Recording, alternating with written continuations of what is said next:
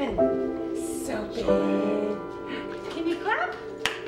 Yay! With our first son, Gabriel, he was actually a full-term baby, but due to complications in my delivery, he lost a great deal of oxygen and essentially had too much brain damage to live a healthy life. Griffin, can you smile? So going back to UW and having another emergency C-section was very traumatic. Want some of this, Griff? So Griffin was in the neonatal intensive care unit for 93 days.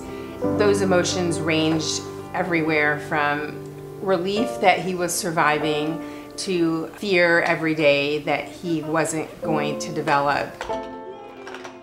We could stay in the NICU until he was off of the feeding tube, which could be months, or we could come home with the feeding tube and learn how to take care of him with the guidance of an early intervention program, and meet with Northwest Center and have an intake evaluation there in the NICU so that it would be a smooth and seamless transition for when we got home, and having that weekly and regular occupational feeding therapy.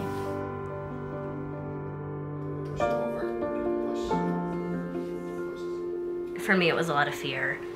You know, you have this whole world of possibilities for your child, and then something happens and all these doors start closing. Working with this team, we were really able to figure out we can open these doors or we can go through different doors. The rate of expulsion is really high for daycares and preschools, and that was always our biggest fear, that like Anthony would feel like he wasn't good at school or school wasn't for him. We're all in this together to like figure out how we can best support our kids and help them to grow. Margaret was born disabled from a traumatic birth. She had about 150 doctor's appointments her first year of life. So when you talk about services, that's mainly what we were focused on, was all of her medical issues. And there's a lot of wondering, what will this life be like for her? It was one of the most stressful years of my life, was when she turned 18. You've had all of this tender loving care, all of this support, all this attention, and then at 18, nada. It's an abyss. I got a call from her job coach, think I have a job. And it is what has brought her some of the most joy and meaning in her week. We experienced two of the hardest emotions that a parent could feel, you know, loss and happiness. We let her be her, and she's taught us to let life be what it is.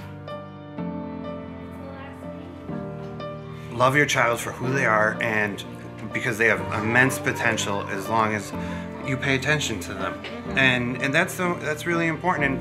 And the truth is that sometimes, yeah, I'm tired, and it's hard all the time to pay attention, especially with this one who's really all the time, 100%. The first day I was introduced to the owner, I said, thank you so much, Ellen, for providing this opportunity for my daughter.